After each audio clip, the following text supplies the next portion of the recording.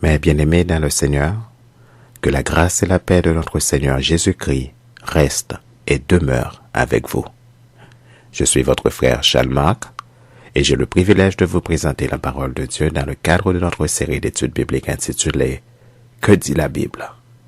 Cette série est disponible sur le web au www.youtube.com /user adoration et louange au singulier et en un seul mot. Nous avons entrepris cette série d'études à cause de cette déclaration que nous trouvons dans le livre d'Osée, le chapitre 4, verset 6, et je cite « Mon peuple est détruit parce qu'il lui manque la connaissance. » Sachant que la parole de Dieu déclare que nous sommes des citoyens des cieux, et je cite dans Philippiens 3, les versets 20 et 21, « Nous sommes des citoyens des cieux, d'où nous attendons aussi comme sauveur le Seigneur Jésus-Christ qui transformera le corps de notre humiliation en le rendant semblable au corps de sa gloire par le pouvoir qu'il a de s'assujettir toutes choses. » Considérant cet avertissement formel de ne pas demeurer dans l'ignorance de la parole de Dieu, selon Éphésiens 4, verset 17, et je cite, « Voici donc ce que je dis et ce que je déclare dans le Seigneur, c'est que vous ne devez plus marcher comme les païens qui marchent selon la vanité de leurs pensées. Ils ont l'intelligence obscurcie, ils sont étrangers à la vie de Dieu à cause de l'ignorance qui est en eux, à cause de l'endurcissement de leur cœur. » Et compte tenu de ce que nous lisons dans 1 Pierre, le chapitre 1er, les versets 14 à 21, et je cite, « Comme des enfants obéissants, ne vous conformez pas aux convoitises que vous aviez autrefois quand vous étiez dans l'ignorance.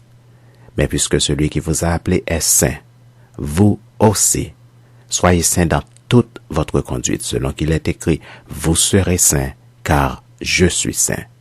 Et si vous invoquez comme Père celui qui juge selon l'œuvre de chacun sans exception de personne, conduisez-vous avec crainte pendant le temps de votre pèlerinage, sachant que ce n'est pas par des choses périssables, par de l'argent ou de l'or, que vous avez été rachetés de la vaine manière de vivre que vous aviez hérité de vos pères, mais par le sang précieux de Christ, comme d'un agneau sans défaut et sans tache, prédestiné avant la fondation du monde et manifesté à la fin des temps, à cause de vous, qui par lui croyez en Dieu, lequel l'a ressuscité des morts et lui a donné la gloire, en sorte que votre foi et votre espérance reposent sur Dieu.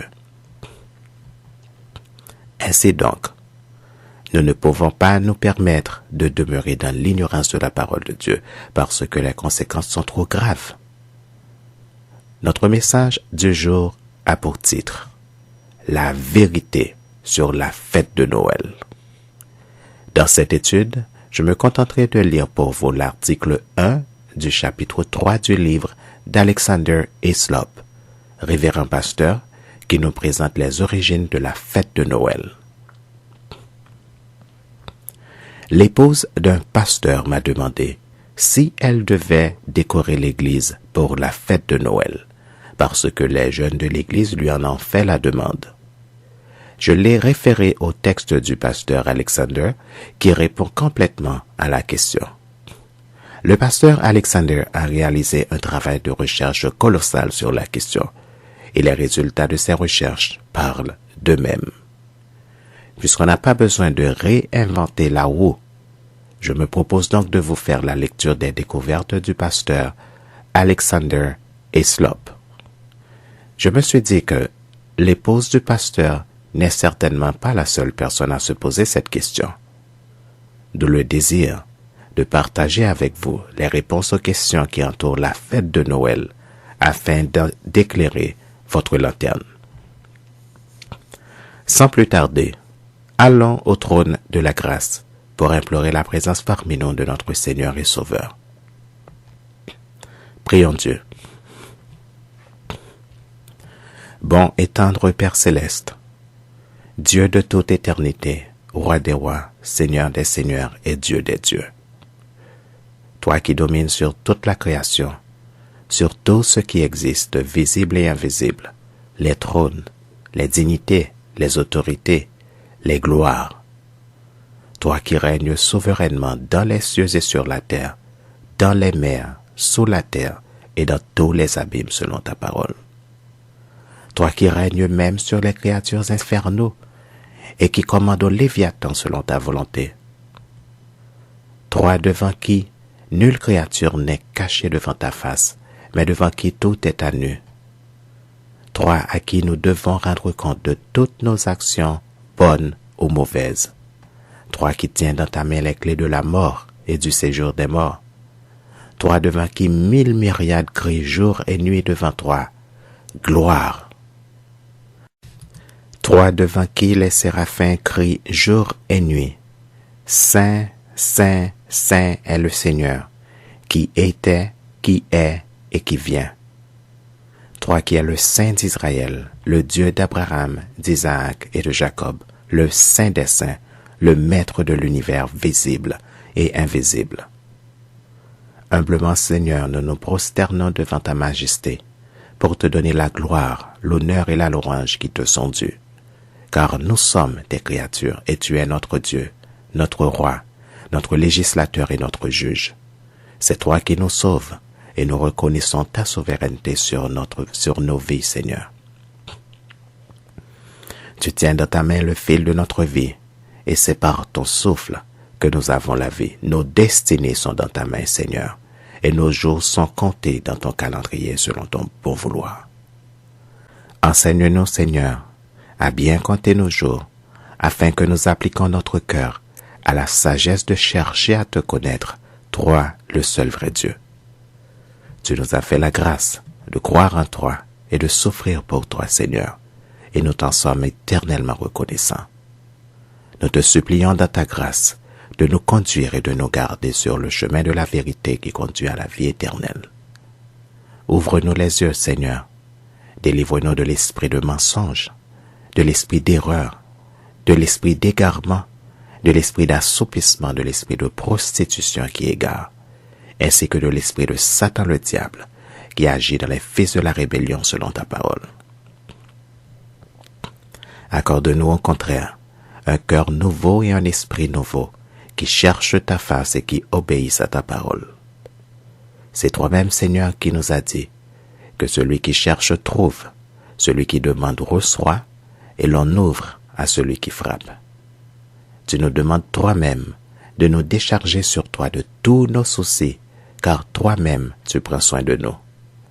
C'est également toi, Seigneur, qui nous demande de ne nous inquiéter de rien, mais en toute chose de te faire connaître nos besoins par des prières et des supplications avec des actions de grâce. Et ta paix qui surpasse toute intelligence gardera nos cœurs et nos pensées en Jésus-Christ. Nous venons donc devant toi, Seigneur, sur ta parole, pour nous décharger sur toi de nos inquiétudes, de nos problèmes, de nos difficultés, de nos tribulations, de nos malheurs, de nos tristesses, de nos chagrins, de nos peurs, de nos misères, de nos faiblesses, de nos péchés, de nos transgressions, de nos iniquités et de tous nos soucis. Nous venons déposer tout cela au pied de ta croix, et nous les déchargeons sur toi, Seigneur, selon ta parole. Dans ta grâce, Seigneur, nous te prions d'effacer nos transgressions.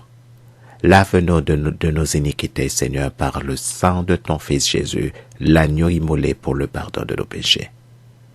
Fais-nous grâce, Seigneur, et répands sur nous la lumière de ton Esprit Saint afin de ressembler à ton Fils Jésus. Beaucoup parmi nous en cette période de fin d'année sont dans l'affliction. Plusieurs vivent des moments extrêmement difficiles. Nombreux sont ceux qui vivent le deuil d'un être cher. Il y en a qui vivent dans l'angoisse par crainte de la mort. Certains sont méprisés, abandonnés. Ils n'ont personne pour leur venir en aide, Seigneur. Ils n'attendent aucun secours, ils sont rongés par le désespoir. La dépression prend possession de leur personne, et l'anxiété les fait trembler de peur et les rend malades. Mais nous, Seigneur, nos yeux sont fixés sur toi, car tu es notre aide et notre libérateur, notre secours qui ne manque jamais dans la détresse. C'est en ton nom que nous trouvons notre refuge, selon qu'il est écrit. Le nom de l'Éternel est une tour forte.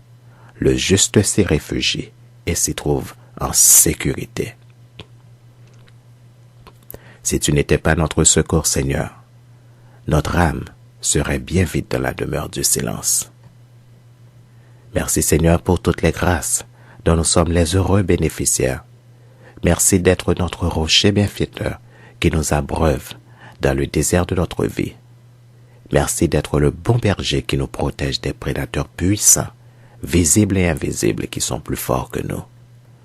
Merci pour la présence de ton Esprit Saint dans nos vies, qui nous guide, qui nous enseigne, qui nous aide à prendre les bonnes décisions et qui intercède pour nous en notre faveur lorsque nous ne savons pas ce qu'il convient de demander dans nos prières. Merci Seigneur d'être pour nous un Père tendre et affectueux, qui nous aime d'un amour éternel et qui nous couvre de ta bonté selon le prophète Jérémie. Merci d'être patient avec nous. Merci d'avoir compassion de nous. Merci d'être notre Rédempteur et merci d'être miséricordieux, lent à la colère et riche en bonté et en fidélité. Nous savons, Seigneur, que ta volonté est que tout le monde soit sauvé et parvienne à la connaissance de la vérité. Et nous savons, Seigneur, que selon ta parole, ta volonté est que personne ne périsse. Et c'est pour cela que tu retardes la fin des temps. Ouvre-nous les yeux, Seigneur, afin que nous sachions établir nos priorités, afin de nous repentir de notre vaine manière de vivre selon les païens, afin de nous convertir pour vivre selon ta volonté, Seigneur, afin que nous soyons prêts à te rencontrer au dernier jour, afin que nous ne soyons pas jugés coupables devant ton tribunal, puisqu'il nous faudra tous comparaître devant le tribunal de Christ, selon le bien ou le mal que nous aurons fait étant de notre corps, et puisque le jugement commence par la maison de Dieu. Nous te prions, Seigneur, de semer dans nos vies le germe de ta parole, après avoir régénéré nos cœurs arides, afin de produire les fruits de l'esprit qui sont les fruits de la véritable conversion des cœurs repentants. Parle-nous, Seigneur, par le biais de ton Esprit Saint que tu as mis dans nos cœurs, et ne permets pas au malin d'enlever ta semence de notre souvenir. Dans ta grâce, Seigneur, nous te supplions de nous ouvrir l'intelligence pour comprendre et agir selon ta volonté que nous trouvons dans ta parole. Nous te prions, Dieu d'amour, au nom et par les mérites de notre Seigneur et Sauveur Jésus-Christ, ton Fils. À lui soit la gloire, l'honneur et la puissance, d'éternité en éternité. Amen.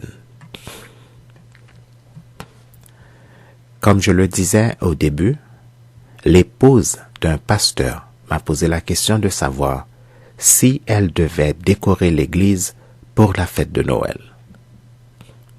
Je présume donc que la question doit certainement intéresser plus d'un. En guise de réponse, je vous présente les résultats des travaux de recherche du révérend pasteur Alexander Hislop que nous trouvons dans son livre intitulé « Les deux Babylones ». Je rappelle que notre message a pour titre « La vérité sur la fête de Noël ». Et nous lirons pour vous l'article 1 du chapitre 3, soit les pages 73 à 79 inclusivement de l'ouvrage du révérend pasteur Alexander Hislop, et c'est un livre de 250 pages. Le pasteur Alexander a vécu entre 1807 et 1862. Il fut le pasteur de East Free Church of Arbroath, en Écosse.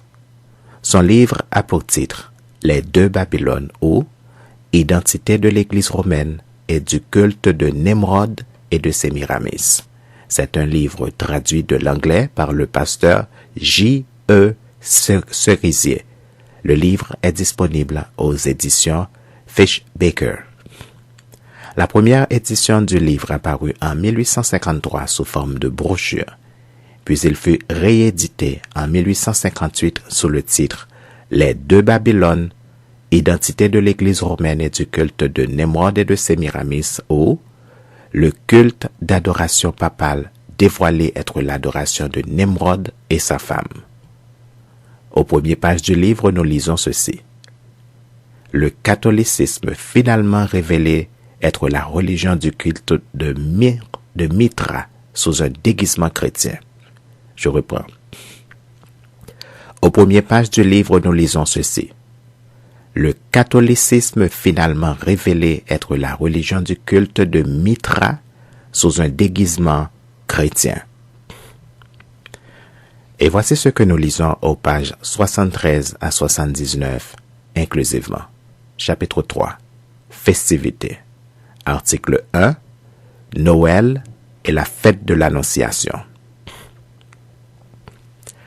Si Rome est en effet la Babylone de l'Apocalypse, si la Madone adorée dans ses sanctuaires n'est autre que la reine du ciel, dont les adorateurs provoquaient la terrible colère de Dieu au jour de Jérémie, il est de la dernière importance de bien établir le fait de manière à ce qu'il n'y ait plus aucun doute possible. Car, si on peut le démontrer, tout homme qui tremble à la parole de Dieu doit frissonner à la pensée de donner à un pareil système, soit comme individu, soit comme nation, la moindre protection ou le moindre soutien. Nous en avons déjà dit suffisamment pour montrer l'identité des systèmes romains et babyloniens. Mais à chaque pas, l'évidence devient plus écrasante. C'est ce que prouvera particulièrement la comparaison des différentes fêtes. Les fêtes romaines sont innombrables, mais il en est 5 parmi les plus importantes que nous pouvons mettre à part. Ce sont Noël, l'Annonciation, Pâques, la Nativité de Saint Jean et l'Assomption. Chacune de ces fêtes, on peut le prouver, est une fête babylonienne. Noël en décembre. Prenons d'abord la fête en l'honneur de la naissance du Christ, ou Noël. Comment se fait-il que cette fête ait été établie le 25 décembre? Il n'y a pas dans l'Écriture un seul mot sur le jour précis de sa naissance ou sur l'époque de l'année où il naquit. Ce qui y est rapporté montre que, quelle que soit l'époque de sa naissance, ce ne peut avoir été le 25 décembre. Lorsque l'ange annonça la naissance aux bergers de Bethléem, ils paissaient leurs troupeaux pendant la nuit au milieu des champs. Sans doute, le climat de la Palestine n'est pas aussi rigoureux que le nôtre. Mais bien que la chaleur du jour soit considérable, le froid de la nuit de décembre à février est très vif, et les bergers n'avaient pas l'habitude de garder les troupeaux dans les champs après la fin d'octobre. En effet, selon Gilles, dans son commentaire sur Luc le chapitre 2 au verset 8, s'exprime ainsi. Les Juifs ont 2 sortes de bétail. Le bétail domestique qui se trouve dans la ville, le bétail des champs qui demeure dans les pâturages. Là-dessus, un de leurs commentateurs, Maïmonide, dans Mitsobetzra chapitre 5 à la section 7, fait remarquer ceci.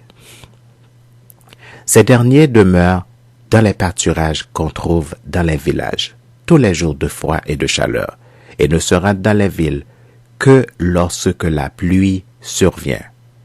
La première pluie tombe au mois de Marchévan, qui correspond à la dernière partie du mois d'octobre, et à la première partie de notre mois de novembre. Il résulte que Christ doit être né avant le milieu d'octobre, puisque la première pluie n'était pas encore tombée. Quito, dans son commentaire sur le Deutéronome 11, le verset 14, commentaire illustré avec 398 pages dans son volume 1, dit que la première pluie tombe en automne, c'est-à-dire en septembre ou octobre. Ceci nous ramènerait pour le retour des troupeaux à une époque plus reculée que celle indiquée dans le texte.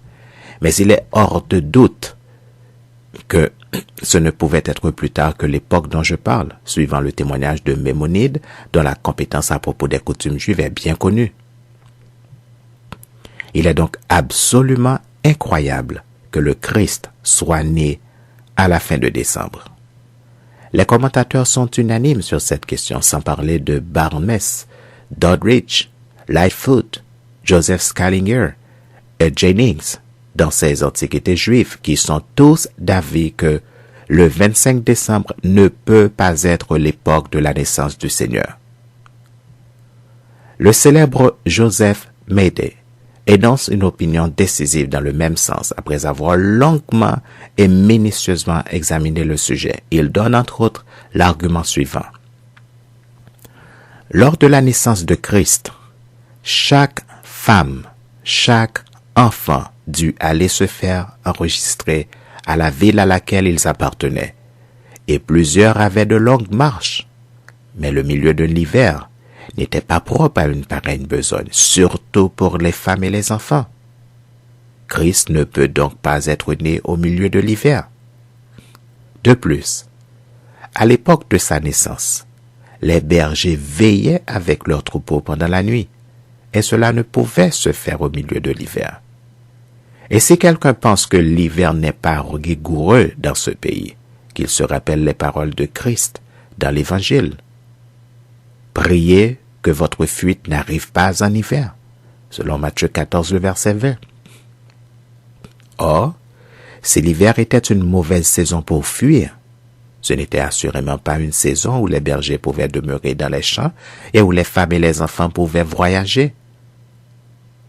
En effet, selon Mede, dans ses œuvres Discours 48, 1672, l'argument de Mede repose sur l'hypothèse du bon sens et de la sagesse qui, on le sait, caractérisaient les lois romaines. Les écrivains les plus instruits et les plus sincères de tous les partis reconnaissent que l'on ne peut pas déterminer le jour de naissance de notre Seigneur et que, dans l'Église chrétienne, on n'entendit jamais parler d'une fête pareille avant le IIIe siècle, et qu'elle ne fut guère observée que bien avant, dans le IVe siècle. En effet, selon Archidiacre Word, dans l'annotateur chrétien, volume 3, à la page 2, Lorimer, Manuel du presbytère, page 180, Lorimer cite Sir Peter King, qui, dans ses recherches sur le culte de la primitive Église, etc., conclut que cette fête n'était pas observée dans l'Église, et ajoute, « Il paraît invraisemblable qu'on ait célébré la naissance de Christ quand on n'était pas d'accord sur le mois et le jour de sa naissance. » Voyez aussi les écrits du révérend G. Ryle dans son commentaire sur Luc 9, Luc 11, une note selon la note du verset 8. Il admet que l'époque de la naissance du Christ est incertaine, tout en contestant que les troupeaux aient pu être en plein champ pendant le mois de décembre. Il s'appuie sur la plainte de Jacob à Laban. Le jour, la chaleur me dévorait, et la nuit, le froid me glaçait, selon Genèse 31, le verset 40. Or, toute la force de la plainte de Jacob contre son cruel parent repose sur ceci. Laban lui faisait faire ce qu'aucun homme n'aurait fait. Et dès lors, s'il parle des froides nuits de l'hiver, ce qui toutefois n'est pas l'explication ordinaire de cette expression, cela prouve exactement l'opposé de ce que voudrait prouver M. Ryle. Les bergers n'avaient pas l'habitude de laisser leurs troupeaux dehors pendant les nuits d'hiver. Et selon J. Seller, dans son volume 1er à la page 54, et note, Chrysostom, dans son Monitum in Home de Nathan Christie, écrivant à Antioche vers l'an 880 après Jésus-Christ, dit « Il y a à peine 10 ans que nous connaissons ce jour. » Texte que nous pouvons lire dans le volume 2 à la page 352.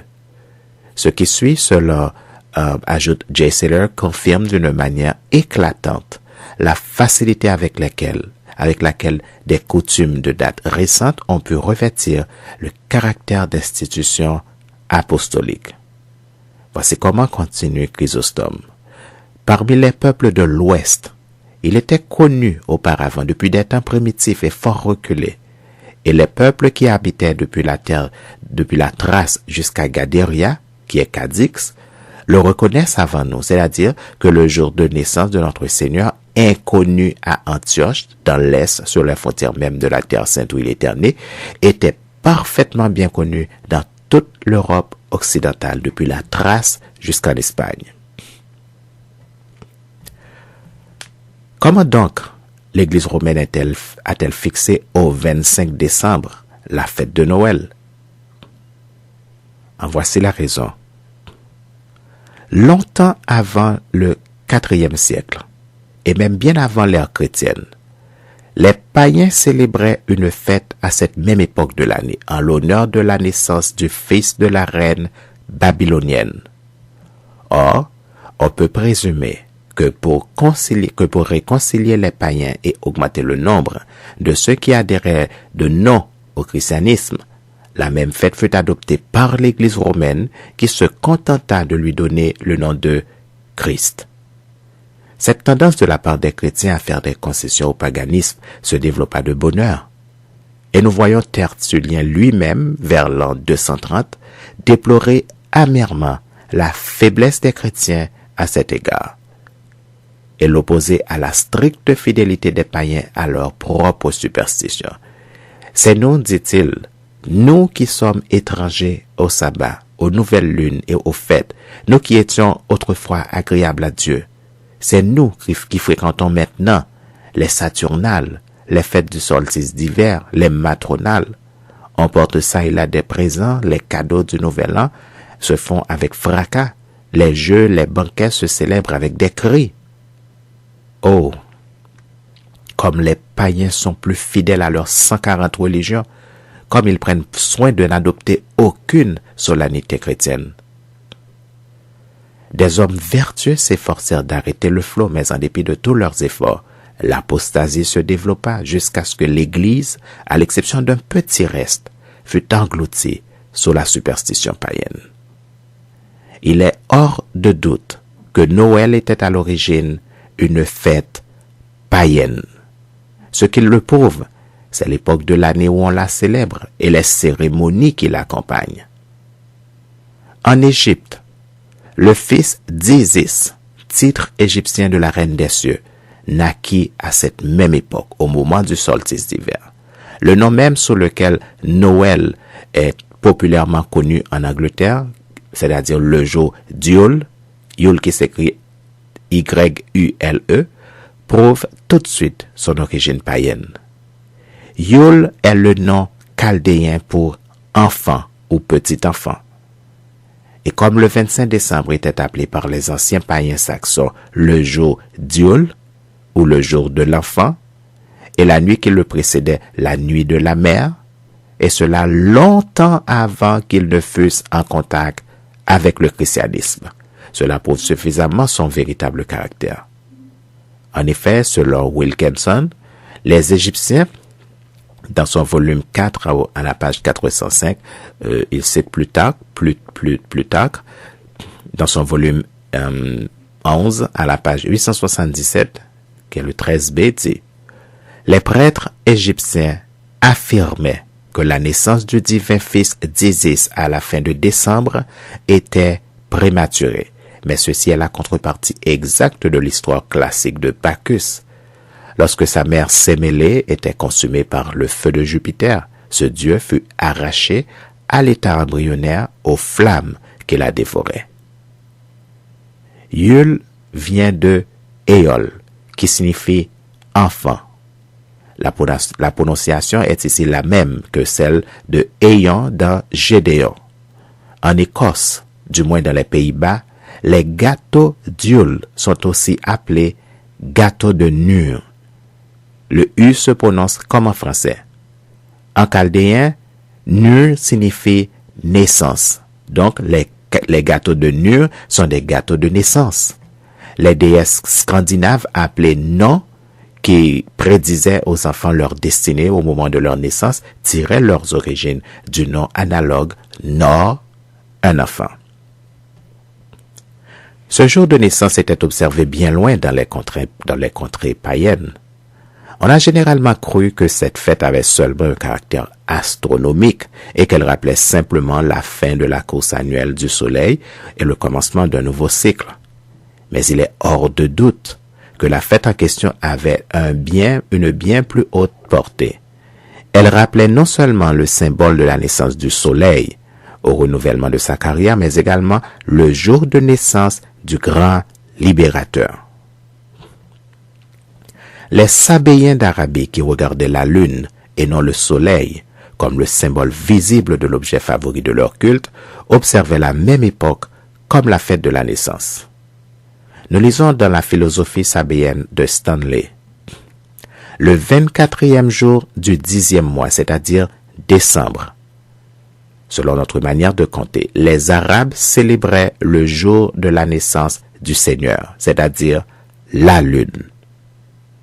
Le Seigneur Lune était le grand objet de culte des Arabes, et ce Seigneur Lune était né, disait-il, le 24 décembre, ce qui montre clairement que la naissance qu'il célébrait n'avait aucun rapport nécessaire avec le cours du soleil. Il importe de remarquer aussi que si le jour de Noël chez les anciens Saxons d'Angleterre était observé pour la célébration de la naissance d'un seigneur de l'armée des cieux, le cas doit avoir été précisément le même ici qu'en Arabie. Les Saxons, on le sait, regardaient le soleil comme une divinité femelle et la lune comme une divinité mâle. C'est donc sans doute le jour de naissance du Seigneur Lune et non celui du soleil qu'ils célébraient le 25 décembre, comme les Arabes observaient le 24 décembre parce que c'était le jour de naissance de ce même Seigneur Lune. En Orient, il paraît que le nom de ce dieu Lune était Méni. C'est là, en effet, croyons-nous, l'interprétation la plus naturelle de la déclaration divine faite dans Ésaïe. Mais vous avez abandonné ma sainte montagne, vous qui préparez une table pour Gad, et vous remplissez une coupe pour Méni. Texte que nous pouvons lire dans Ésaïe 65, le verset 11.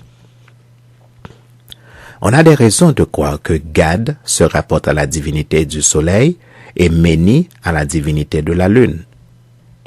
En effet, selon Quito, dans son volume 4 à la page 66, le nom de Gad se rapporte au dieu de la guerre, car il signifie attaquer, mais aussi celui qui rassemble. Et sous ces deux idées, on peut l'appliquer à Nemrod, qui était un dieu soleil en tant que premier guerrier célèbre, et pour avoir sous le nom de Phoroné réuni les hommes en communauté sociale.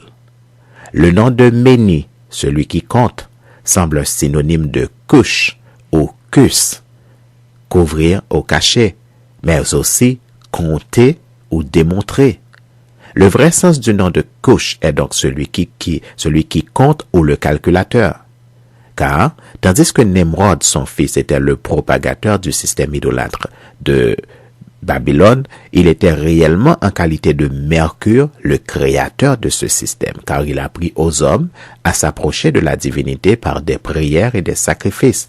Ça, c'est selon Wilkinson dans son volume 4 à la page 10. Et comme l'idolâtrie et l'astronomie sont étroitement unies, il devait être habile dans la science des nombres. Or, Mercure, qui est couche, est le premier qui découvrit les nombres, la géométrie, l'astronomie, les jeux de hasard, d'échecs. Et il était, d'après une allusion au sens du nom de couche, probablement appelé Nombre, le père des dieux et des hommes. En chaldéen, le i prend souvent la forme du e final. Ainsi, Méni correspond à Méné, celui qui compte. En hébreu, nous pensons avec Gersenius que Nebo, le dieu prophétique de Babylone, était le même dieu que Hermès. Cela montre l'emphase de la sentence divine annonçant à Belshazzar son destin. Méné, Méné, Tekel, Upharsin. Ce qui revient à dire, celui qui compte est compté. La coupe était l'emblème de Cush, d'où l'usage de lui verser la boisson sacrée. Or, Mercure, le calculateur en Égypte identifié à la lune, qui sert à compter les mois, était appelé Seigneur de la lune. C'est un texte que nous pouvons lire dans Bronson, dans son volume 5, à la page 394. Et comme distributeur du temps, selon Wilkinson, volume 5, à la page 11. Il tenait une branche de palmier, emblème d'une année. Ainsi, Gad était le dieu du soleil et Méni le dieu lune. Méni ou Man ou Badaï signifie celui qui compte, et ce sont les changements de la lune qui aident à compter des mois. Il a fait la lune pour marquer les temps, et le soleil sait quand il doit se coucher. Texte que nous pouvons lire dans le psaume 104, le verset 19. Le nom d'homme de la lune ou du dieu qui présidait à ce luminaire chez les Saxons était Mané, comme on le voit dans Eda, et Mani dans le Voluspa. Ce qui prouve bien que c'était la naissance de ce dieu lune que célébraient à Noël les anciens Saxons.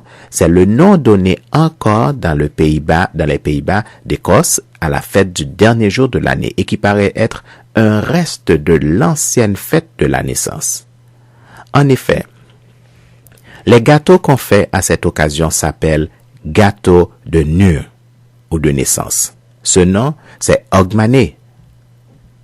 En effet, selon Jamieson, dans son dictionnaire écossais, subvocé, parmi les nombreuses hypothèses de Jamieson pour expliquer ce mot, le passage suivant me paraît bon à citer. Hogmanay est le nom donné par le vulgaire au dernier jour de l'année. Sebe pense que le mot peut avoir des rapports avec le scandinave Hogtid, mot appliqué à Noël et à d'autres fêtes de l'Église, comme le mot scandinave tid veut dire temps et que Homtid s'applique aux fêtes de l'Église en général. Le sens de cette expression est évidemment le temps de la fête, mais cela montre que Oeg a précisément le sens que j'ai donné à Og, c'est-à-dire le sens chaldéen. Or, Hogmanay en chaldéen veut dire la fête de celui qui compte. En d'autres termes, la fête de Deus Linus ou de l'homme de la lune.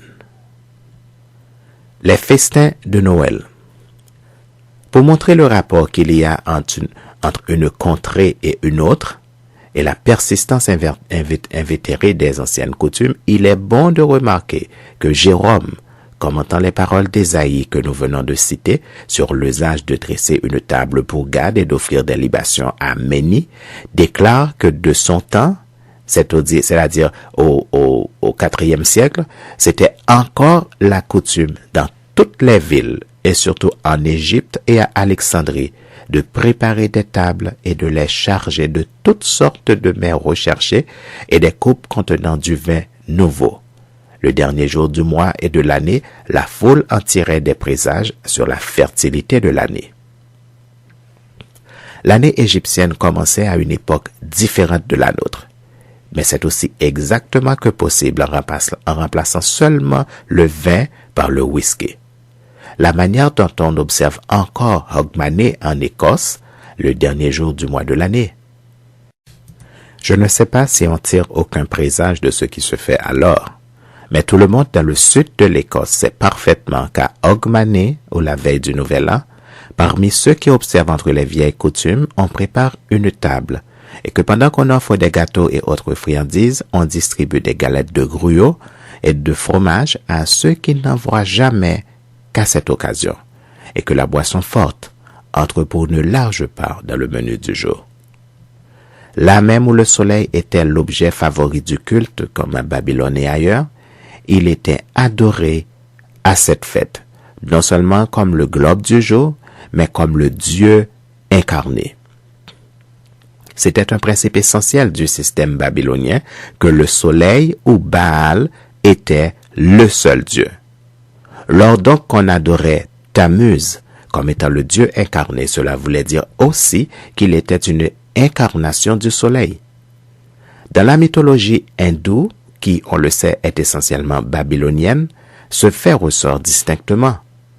Surya, ou le soleil, y est représenté comme étant incarné et venant dans le monde pour soumettre les ennemis des dieux qui, sans cette naissance, n'auraient jamais été soumis. En effet, selon les recherches sanscrites du colonel Kennedy à la page 438, le colonel Kennedy, un des savants les plus érudits en sanskrit, fait venir les brahmanes de Babylone. Qu'on peut voir on peut lire ce texte à la page 157 de son livre.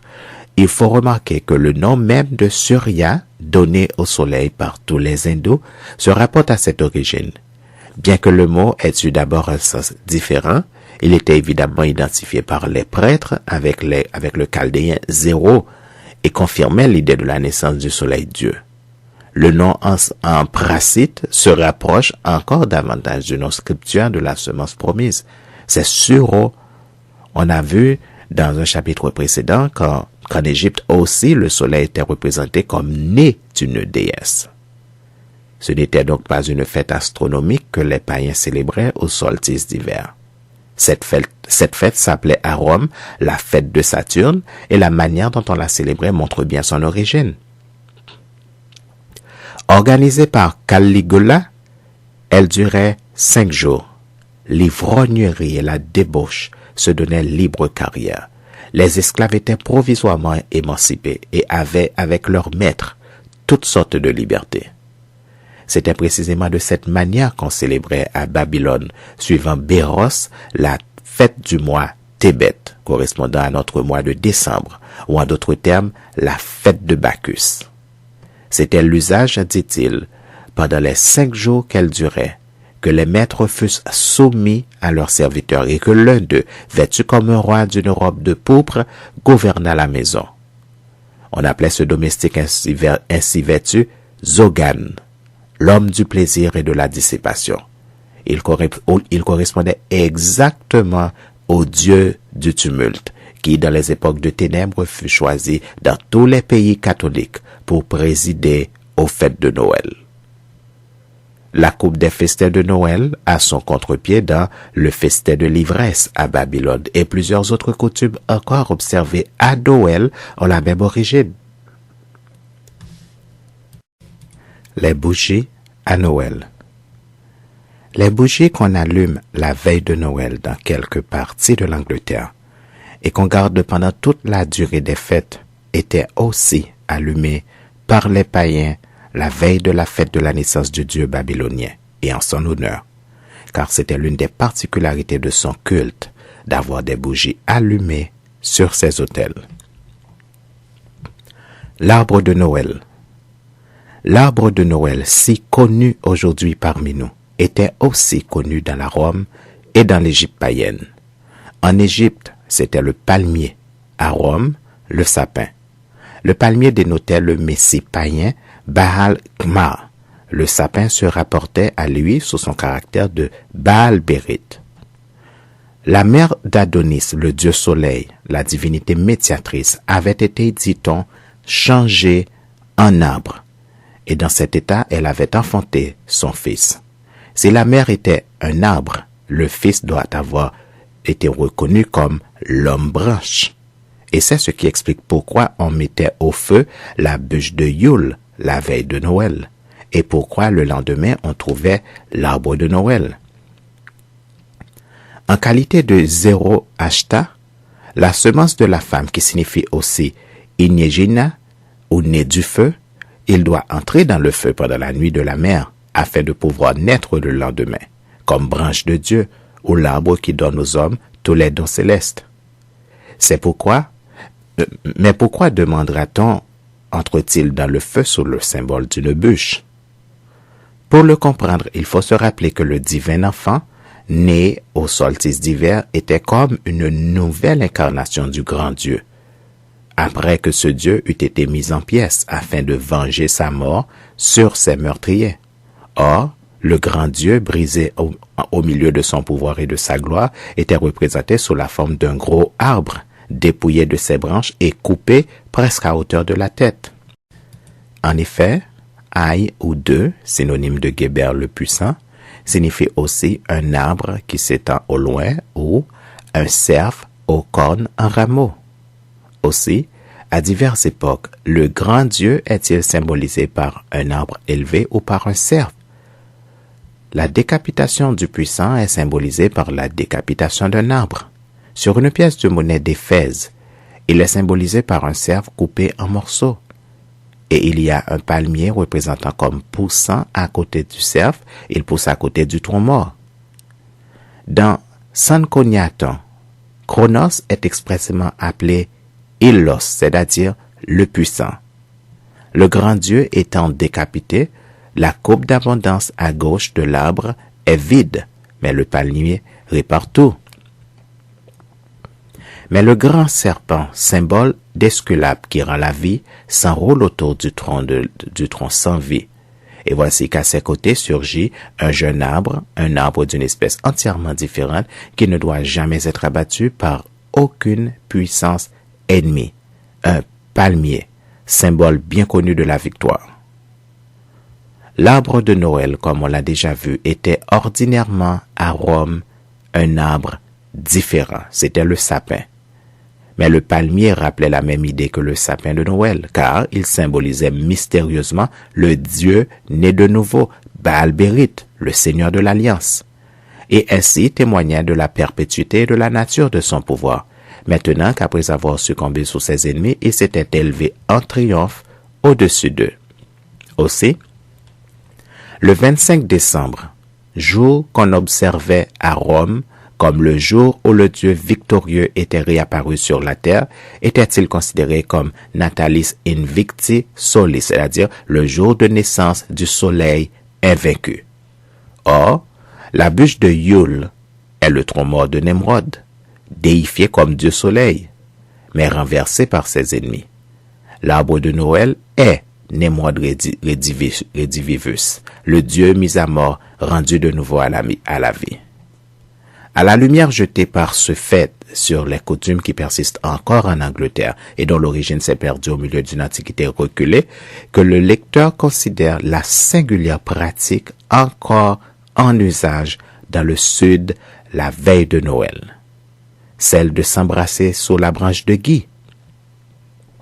La branche de gui, dans la superstition druidique que nous l'avons vu, venait de Babylone, était une représentation du Messie, l'homme branche. Le gui passait pour une branche divine, une branche qui venait du ciel et poussait sur un arbre qui sortait de la terre. En effet, dans l'histoire scandinave de Balder à la page 90, le gui est un élément distinct du Dieu dont on déplore la perte.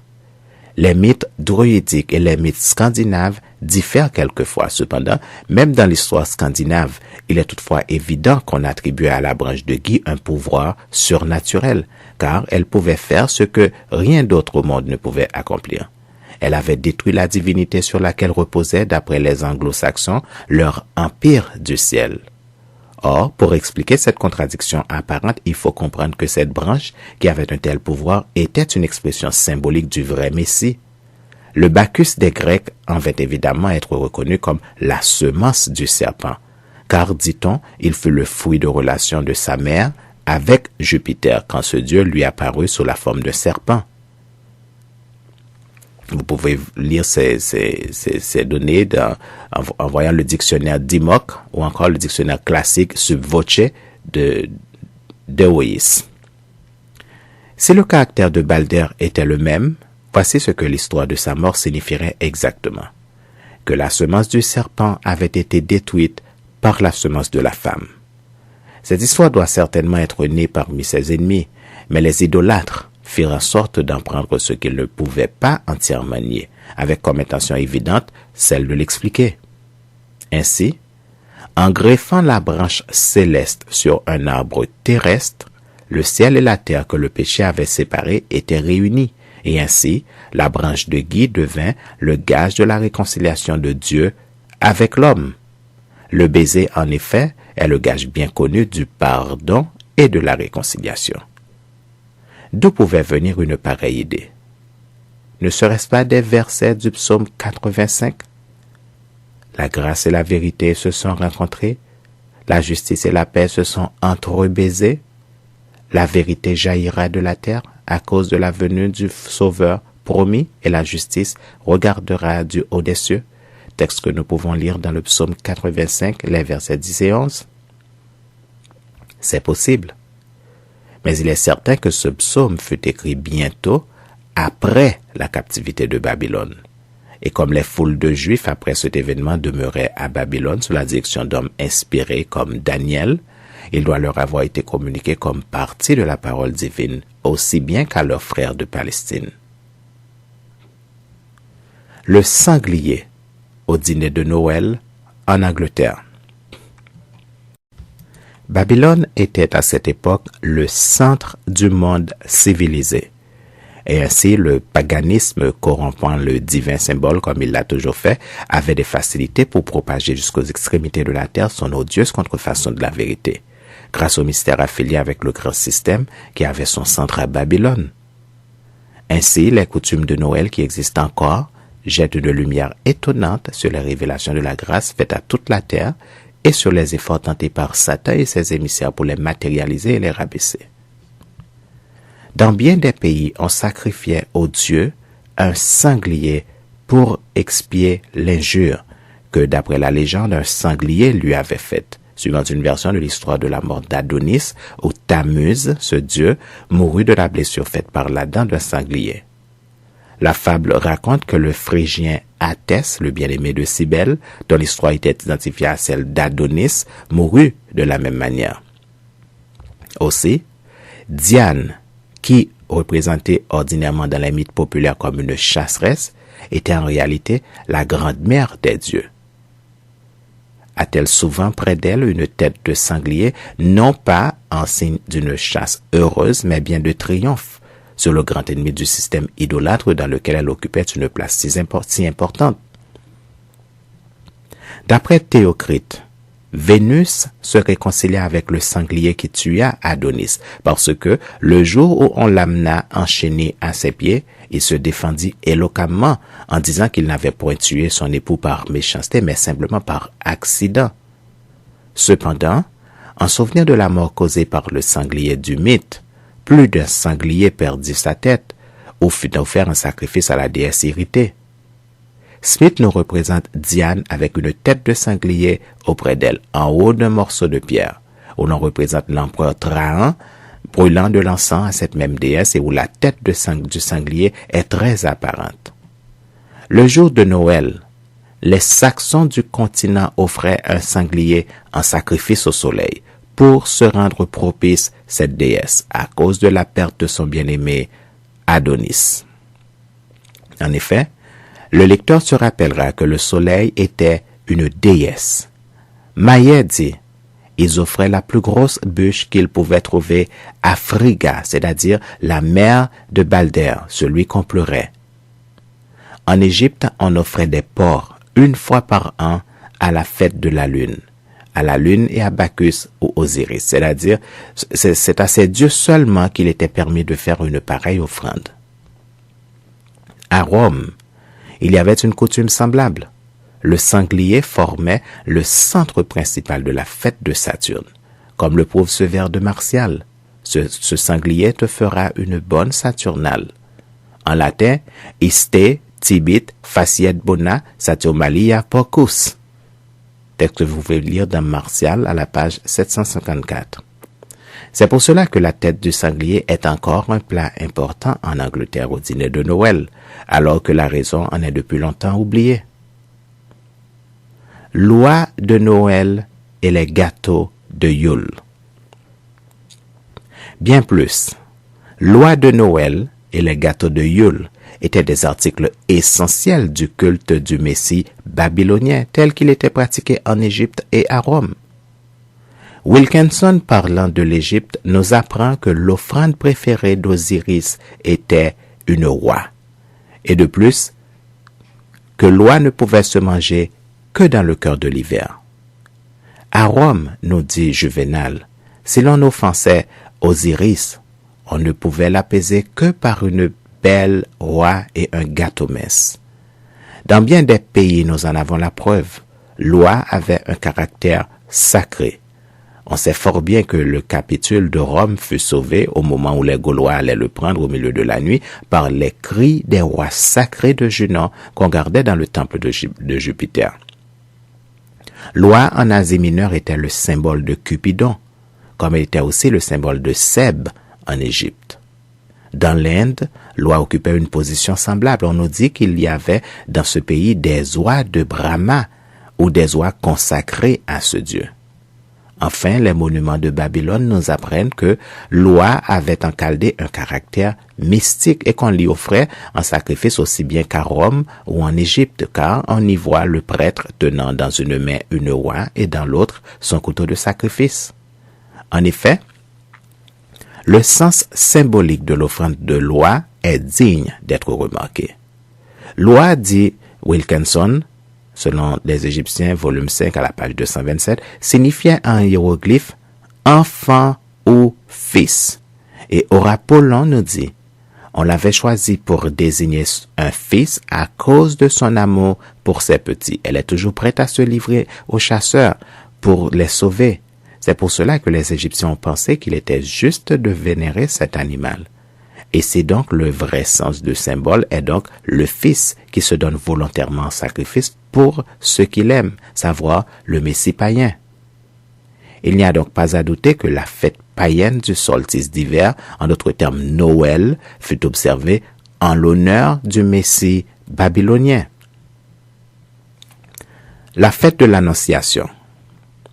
Si nous passons maintenant à la grande fête suivante du calendrier romain, nous avons la confirmation de ce qui vient d'être dit.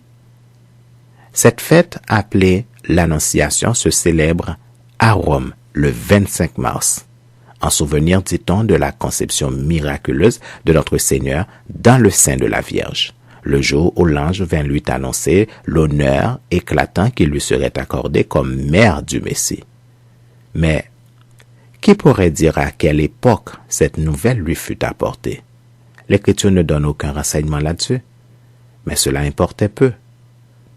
Avant la conception ou la naissance de notre Seigneur, ce jour qui est marqué dans le calendrier papal pour l'Annonciation de la Vierge était observé dans la Rome païenne en l'honneur de Cybèle, la mère du Messie babylonien.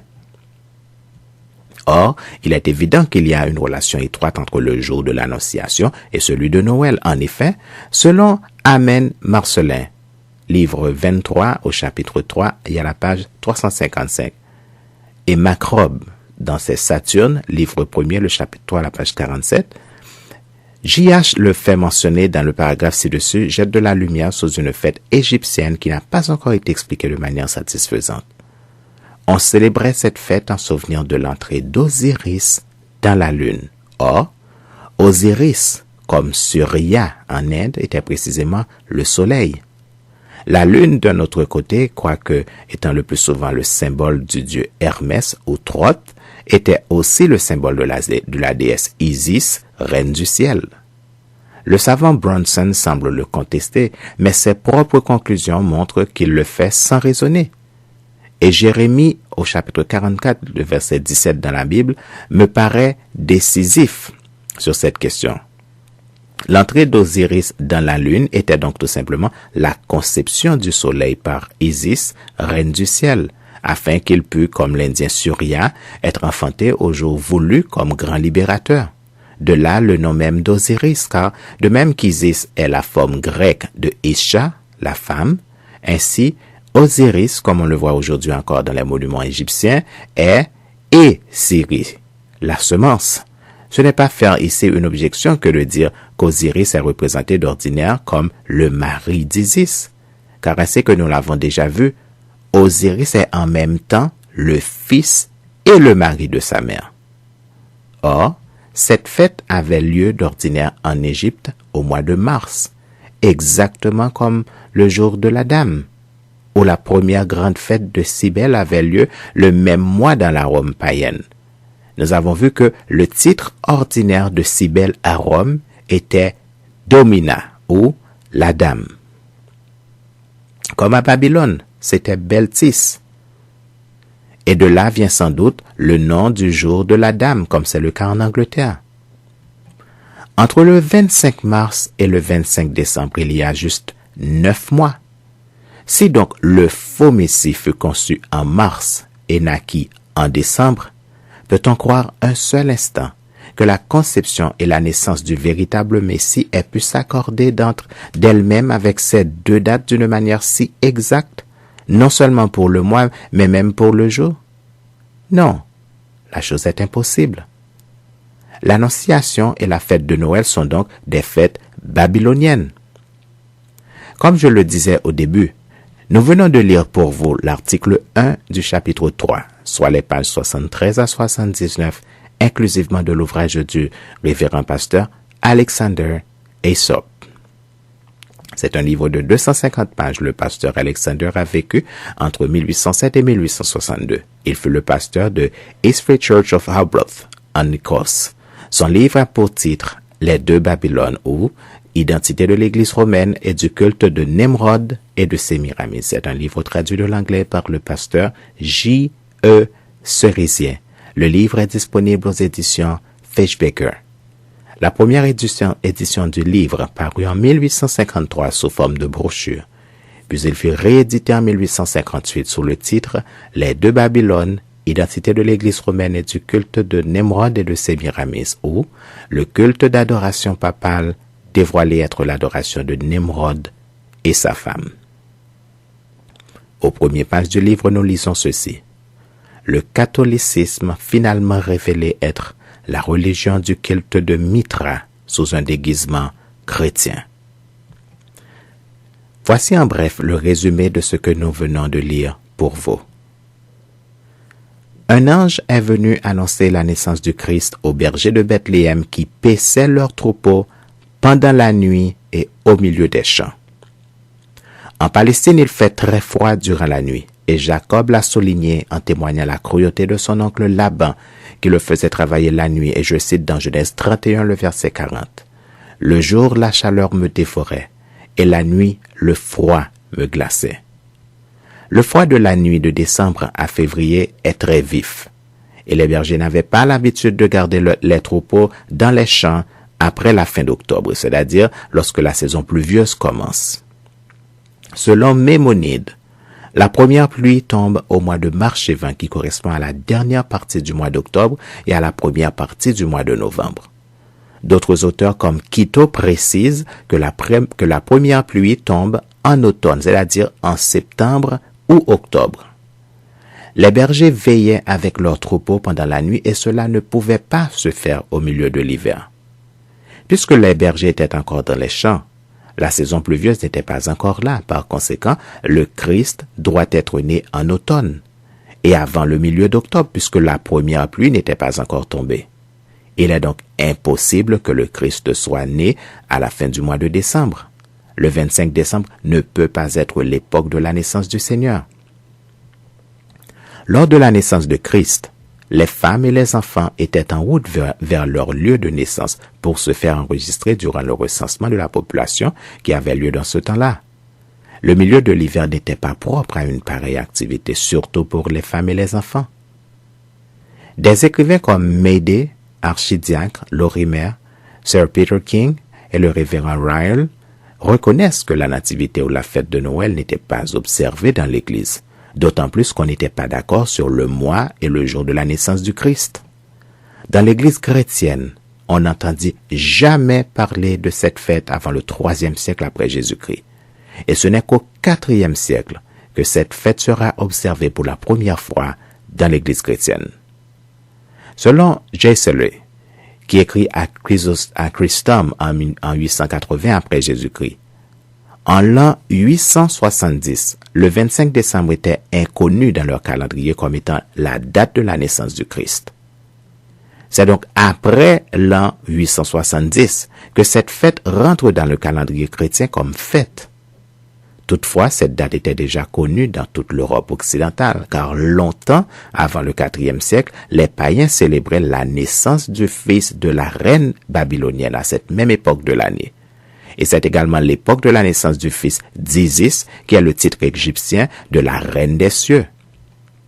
Selon la philosophie sabéenne, le 24 décembre, les Arabes célébraient la naissance du Seigneur, c'est-à-dire la lune, qu'ils appellent le grand libérateur. Chez les anciens Saxons d'Angleterre, le 25 décembre, qui est le jour de Noël ou le jour de Yule, était observé pour la célébration de la naissance d'un Seigneur de l'armée des cieux, c'est-à-dire la lune, de la même manière que les Arabes qui le célèbrent le 24 décembre. Le Seigneur Lune est connu en Orient sous le nom de Némi, et la Bible en parle dans Ésaïe 65, le verset 11. Les Écossais comme les Chaldéens appellent cette fête de Noël Hogmanay en chaldéen, et cette fête est célébrée à la fin de l'année comme les Arabes et les anciens Saxons d'Angleterre qui, eux, le célèbrent le 25 décembre. Ils célèbrent la fête de celui qui compte, ou la fête de Deus Lunus ou de l'homme de la lune. Cette fête était célébrée à Rome à la même époque sous le nom de la fête de Saturne, qui est le dieu lune. Elle est également célébrée à la même époque chez les hindous qui célèbrent Surya, ou l'incarnation du soleil, de la même manière qu'en Égypte, le soleil était représenté comme né d'une déesse. Les hindous sont d'origine babylonienne, et les Babyloniens, eux, ils célèbrent la naissance de Tammuz, qui est l'incarnation de Baal, où le soleil était le seul dieu. Ici, il ne faut pas voir le soleil en tant qu'astre lumineux, mais le premier roi devenu le dieu Baal, qui est associé au soleil. Selon le révérend Alexander, c'est donc pour réconcilier les païens et pour augmenter le nombre de ceux qui adhéraient de non au christianisme que la même fête fut adoptée par l'Église romaine qui se contenta de lui donner le nom de Christ. Dès l'an 230, Tertullien lui-même témoigne de comment les chrétiens abandonnent les fêtes établies par Dieu, comme les sabbats juifs, pour adopter des fêtes païennes telles que les Saturnales, les solstices d'hiver, les matronales et la fête du Nouvel An et les échanges de cadeaux au Nouvel An. Toujours selon Tertullien, les païens qui sont fidèles à leurs 140 religions prennent le soin de n'adopter aucune fête chrétienne et aucune solennité chrétienne. Mais les chrétiens, eux, ils l'ont accepté sans protester, car dès l'an 230 après Jésus-Christ, les chrétiens ont commencé à faire des concessions au paganisme. Noël était à l'origine une fête païenne. Les bougies, qui sont aujourd'hui remplacées par les lumières de Noël, étaient présentes sur les autels des Babyloniens durant les veilles de la naissance de leur dieu Tammuz, qui est l'incarnation de leur dieu Baal, qui est leur dieu soleil. Dans la Rome antique, le sapin dénotait le messie païen sous son caractère de Baal Bérite ou le dieu né de nouveau ou le symbole de l'alliance. Ce nom signifie le seigneur du sapin. Dans l'Égypte ancien, ils utilisent le palmier au lieu du sapin et ils représentent le Baal Tmar ou le messie païen. Selon Ovide, la mère d'Adonis, le dieu soleil, aurait été changée en arbre. L'arbre de Noël symbolise Baal, le dieu soleil réincarné, et Noël fut observé en l'honneur du Messie babylonien. Le faux Messie a été conçu le 25 mars, qui est le jour de l'Annonciation. Le faux Messie est né exactement 9 mois plus tard, le 25 décembre. L'Annonciation est une fête catholique qui est fêtée dans le monde entier, et cette fête existait des siècles avant Jésus. Elle était fêtée dans la Babylone antique, dans l'Égypte ancien et dans la Rome antique. Chez les anciens Saxons d'Angleterre, elle est fêtée sous le nom du jour de la Dame. Comme l'a souligné Tertullien dans son livre de l'idolâtrie au chapitre 44, volume 1, à la page 692, et Gessler, son volume 1, la section 79, dès l'an 230 après Jésus-Christ, les chrétiens font des concessions au paganisme. À la vérité, se laisser aller des chrétiens a commencé durant la présence même de Jésus, qui leur reprochait souvent leur laisser aller. Ensuite, il y a eu également l'apôtre Paul qui n'a cessé de les exhorter à retourner à l'évangile de Jésus-Christ tel qu'il le leur a enseigné. En effet, voici ce que nous lisons, voici ce que nous dit Jésus dans Matthieu 15, les versets 6 à 9, et je cite. Vous annulez ainsi la parole de Dieu au profit de votre tradition. Hypocrite. Ésaïe a bien prophétisé sur vous quand il a dit « Ce peuple m'honore des lèvres, mais son cœur est éloigné de moi. C'est en vain qu'il m'honore, en enseignant des préceptes qui sont des commandements d'hommes. » Et voici ce que nous dit l'apôtre Paul dans 2 Timothée, le chapitre 4, les versets 1 à 5, et je cite. Je t'en conjure devant Dieu et devant Jésus-Christ qui doit juger les vivants et les morts, et au nom de son apparition et de son royaume. Prêche la parole, insiste en toute occasion, favorable ou non. Reprend, censure, exhorte avec toute douceur et en instruisant.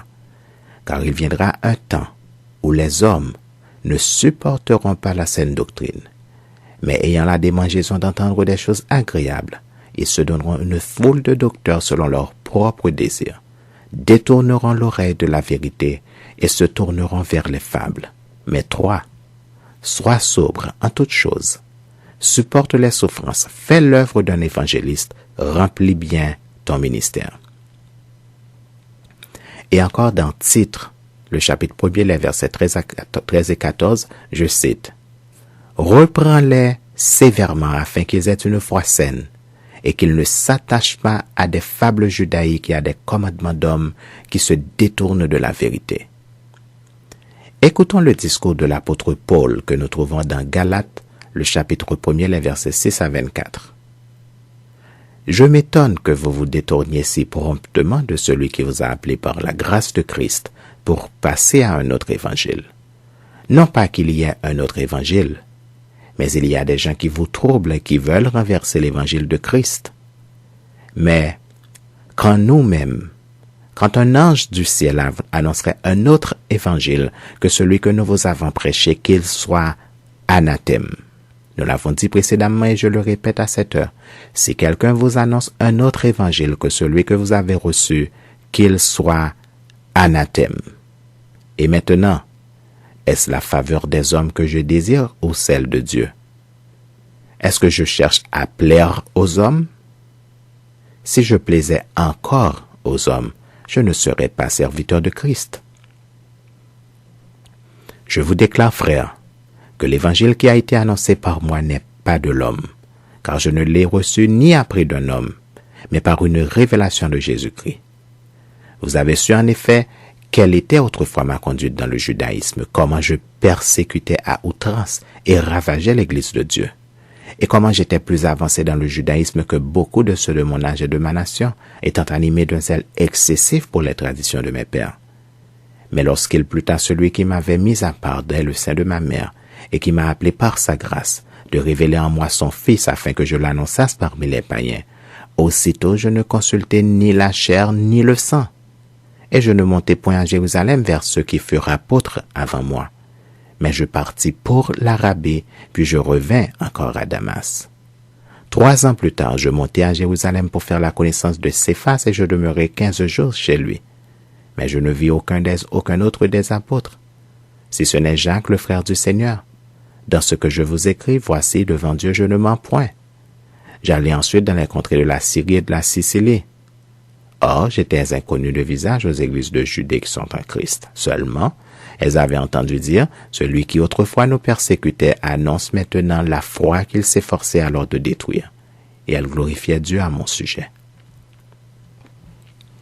Continuons avec l'apôtre Paul et écoutons son discours que nous trouvons dans 2 Corinthiens, le chapitre 11, les versets 1 à 15.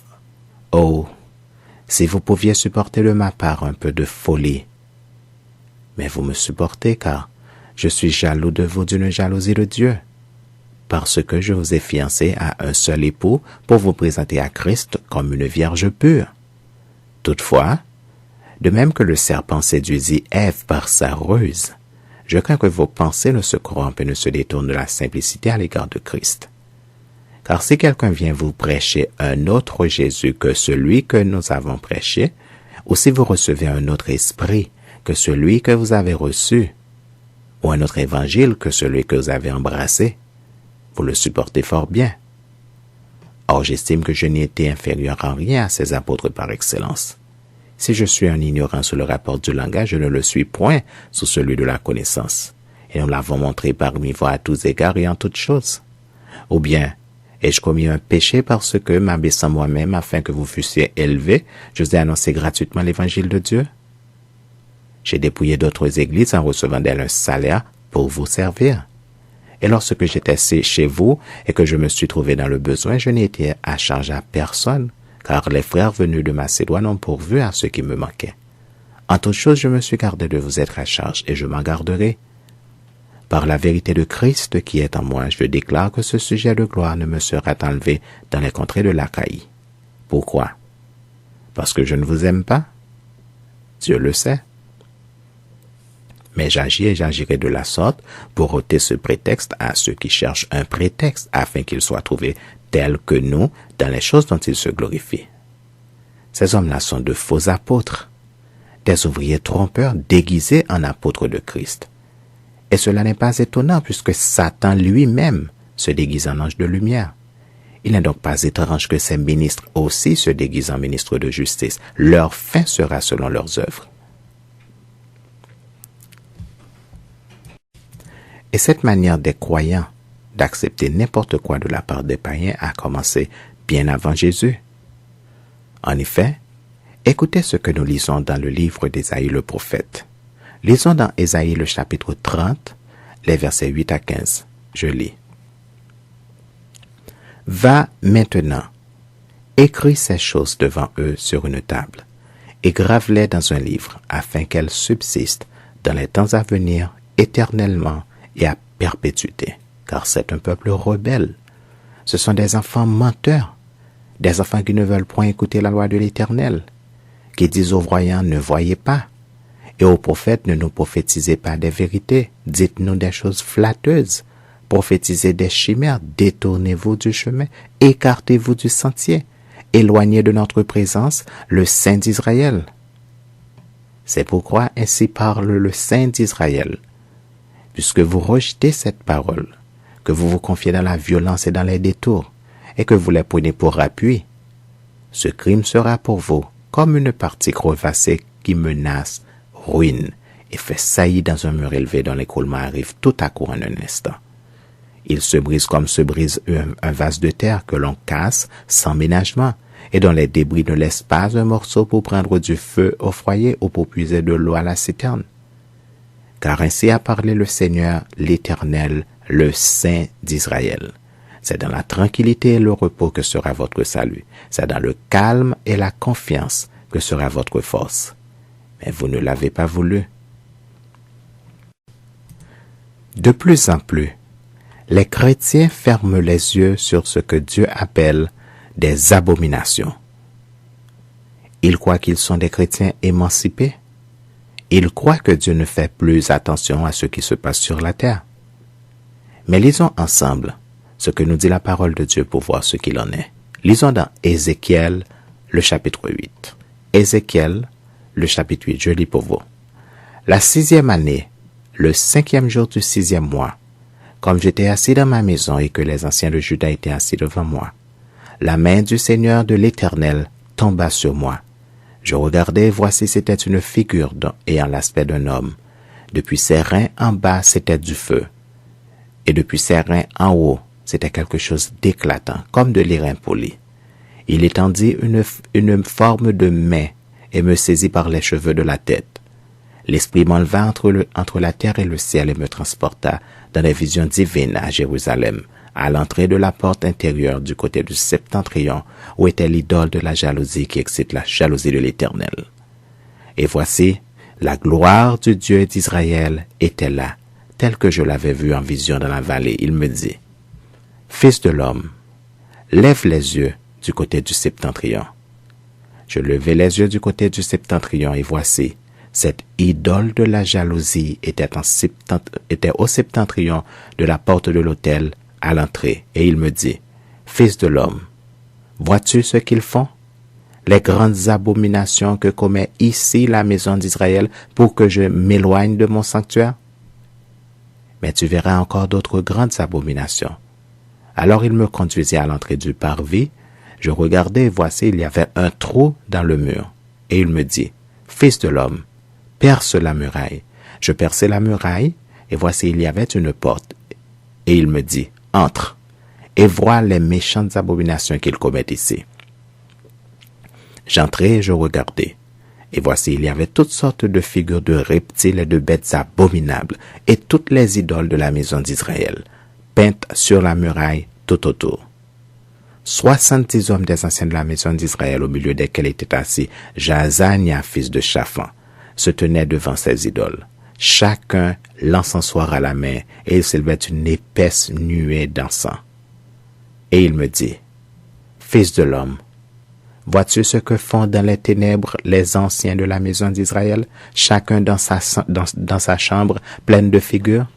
Car ils disent, l'Éternel ne nous voit pas, l'Éternel a abandonné le pays. » Et il me dit, « Tu verras encore d'autres grandes abominations qu'ils commettent. » Et il me conduisit à l'entrée de la porte de la maison de l'Éternel du côté du septentrion. Et voici, il y avait là des femmes assises qui pleuraient Tammuz. Et il me dit, « Vois-tu, fils de l'homme, tu verras encore d'autres abominations plus grandes que celles-là. » Et il me conduisit dans le parvis intérieur de la maison de l'Éternel. Et voici, à l'entrée du temple de l'Éternel, entre le portique et l'autel, il y avait environ 25 hommes, tournant le dos au temple de l'Éternel et le visage vers l'Orient. Et ils se prosternaient à l'Orient devant le soleil. Et il me dit, « Vois-tu, fils de l'homme, est-ce trop peu pour la maison de Juda de commettre les abominations qu'ils commettent ici? Faut-il encore qu'ils remplissent le pays de violence et qu'ils ne cessent de m'irriter? Voici, ils approchent le rameau de leur nez. Moi aussi, j'agirai avec fureur. Mon œil sera sans pitié et je n'aurai point de miséricorde. Quand ils crieront à haute voix à mes oreilles, je ne les écouterai pas. » Vous savez, cette fête de Noël que nous célébrons comme soi-disant la naissance de Jésus-Christ le Sauveur me fait penser au sabbat de Dieu que nous violons constamment parce que l'Église catholique a changé le samedi qui est le 7e jour de la semaine pour le dimanche qui est devenu le jour consacré au repos et à la prière. Moi-même, je me souviens qu'à l'école primaire, on nous a appris qu'il y a 7 jours dans la semaine et que le dimanche était le jour consacré au repos et à la prière. Mais lorsque j'ai grandi et que je pouvais comprendre la parole de Dieu, j'ai compris que nous avions tous été induits en erreur. Et j'ai longtemps erré comme ceux qui désobéissent involontairement à la parole de Dieu, jusqu'au jour où j'ai compris que le peuple de Dieu est détruit parce qu'il lui manque la connaissance, selon Osée le chapitre 4 verset 6. Mais après avoir été exposé à la connaissance de la vérité, je savais également qu'il me faudra faire le choix entre obéir à la parole de Dieu, c'est-à-dire être différent des autres, ou bien faire comme tout le monde, c'est-à-dire fermer les yeux sur la vérité, continuer dans le mensonge et ressembler à tout le monde. En d'autres termes, ressembler à la majorité. Le pire, c'est que l'Église dite protestante, c'est-à-dire les pasteurs, cautionne le mensonge de l'Église catholique et induit les brebis du Seigneur en erreur. En effet, voici ce que l'Église protestante enseigne au sujet du sabbat. Nous adorons le Seigneur le dimanche parce que le Christ a été ressuscité un dimanche. Et par conséquent, nous célébrons la résurrection du Christ. Cette déclaration a l'air vraie et doit beaucoup plaire aux oreilles de ceux qui l'écoutent. Mais je pense que nous oublions l'essentiel de cette déclaration. La résurrection du Christ n'a absolument rien à voir avec le fait que Dieu nous ordonne de travailler 6 jours et de faire tout notre ouvrage durant 6 jours, selon Exode 20, les versets 8 à 11, et je cite, « Souviens-toi du jour du repos pour le sanctifier. Tu travailleras 6 jours et tu feras tout ton ouvrage. Mais le 7e jour est le jour du repos de l'Éternel, ton Dieu. Tu ne feras aucun ouvrage, ni toi, ni ton fils, ni ta fille, ni ton serviteur, ni ta servante, ni ton bétail, ni l'étranger qui est dans tes portes. Car en 6 jours l'Éternel a fait les cieux, la terre et la mer, et tout ce qui y est contenu. Et il s'est reposé le 7e jour. C'est pourquoi l'Éternel a béni le jour du repos et l'a sanctifié. » La première remarque que nous pouvons souligner dans ce texte est celle-ci. L'Éternel a béni le jour du repos et l'a sanctifié, selon le verset 11. Ce qui signifie que le 7e jour est différent des autres jours de la semaine. J'ai une question pour nos pasteurs protestants qui induisent le peuple de Dieu en erreur. Et voici la question. Est-ce que Dieu a transféré la bénédiction et la sanctification du 7e jour, qui est le samedi, au premier jour de la semaine, qui est le dimanche, parce que le Christ est ressuscité un dimanche? Moi, je ne trouve pas cette réponse dans la Bible. Écoutons encore ce que dit la Bible au sujet du sabbat et lisons dans Exode, le chapitre 31, les versets 12 à 18. Exode, le chapitre 31, les versets 12 à 18, et je lis pour vous.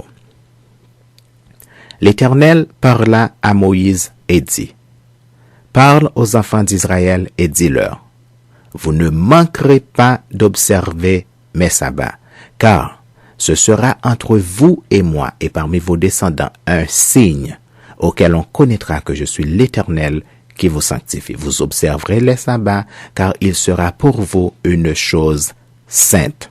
Celui qui le profanera sera puni de mort. Celui qui fera quelque ouvrage, ce jour-là sera retranché du milieu de son peuple.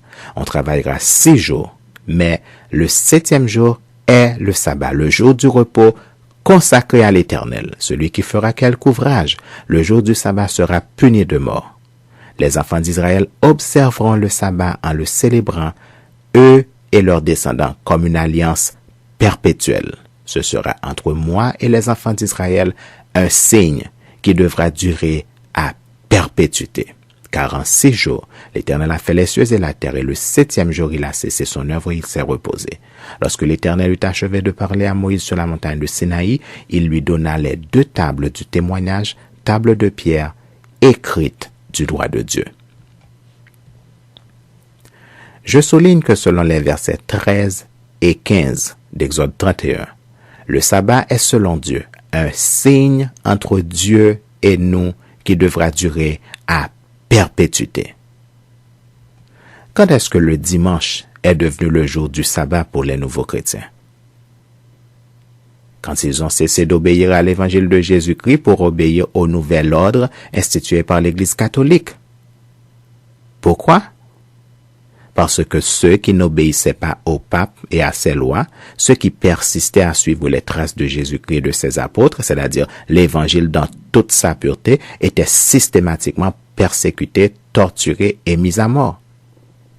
Vous voulez un texte biblique de référence? Lisons dans Hébreux le chapitre 11, les versets 35 à 40.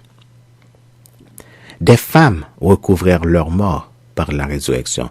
D'autres furent livrés au tourment et n'acceptèrent point de délivrance, afin d'obtenir une meilleure résurrection. D'autres subirent les moqueries et le fouet, les chaînes et la prison. Ils furent lapidés, sciés, torturés. Ils moururent tués par l'épée. Ils allèrent çà et là, vêtus de peau de brebis et de peau de chèvre, dénués de tout, persécutés, maltraités. Eux dont le monde n'était pas digne, errant dans les déserts et les montagnes, dans les cavernes et dans les antres de la terre. Tout cela, à la fois desquels il a été rendu témoignage, n'ont pas obtenu ce qui leur était promis. Dieu ayant en vue quelque chose de meilleur pour nous, afin qu'ils ne parvinssent pas sans nous à la perfection. Si vous voulez en savoir plus sur le sujet, je vous invite à écouter notre message intitulé « L'apostasie de notre monde » qui est disponible sur le www.youtube.com/user/adoration et louange. Et ce message fait partie de la même série intitulée « Que dit la Bible ?»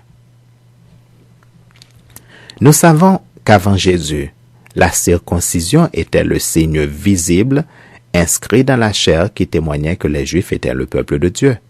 Mais Jésus l'a changé et l'apôtre Paul l'explique clairement en nous disant que la circoncision que Dieu cherche est celle du cœur. Et je cite dans Romains le chapitre 2, les versets 25 à 29, « La circoncision est utile si tu mets en pratique la loi. Mais si tu transgresses la loi, ta circoncision devient incirconcision. Si donc l'incirconcis observe les ordonnances de la loi, son incirconcision ne sera-t-elle pas tenue pour circoncision? L'incirconcis de nature qui accomplit la loi ne te condamnera-t-il pas, toi qui la transgresses tout en ayant la lettre de la loi et la circoncision? Le juif, ce n'est pas celui qui en a les dehors et la circoncision. Ce n'est pas celle qui est visible dans la chair. Mais le juif, c'est celui qui l'est intérieurement et la circoncision, c'est celle du cœur, selon l'esprit et non selon la lettre. La louange de ce juif ne vient pas des hommes, mais de Dieu. Ainsi donc, si le peuple de Dieu avait un signe physique dans la chair pour l'identifier comme peuple de Dieu, il avait aussi un signe invisible inscrit dans leur cœur pour l'identifier en tant que tel.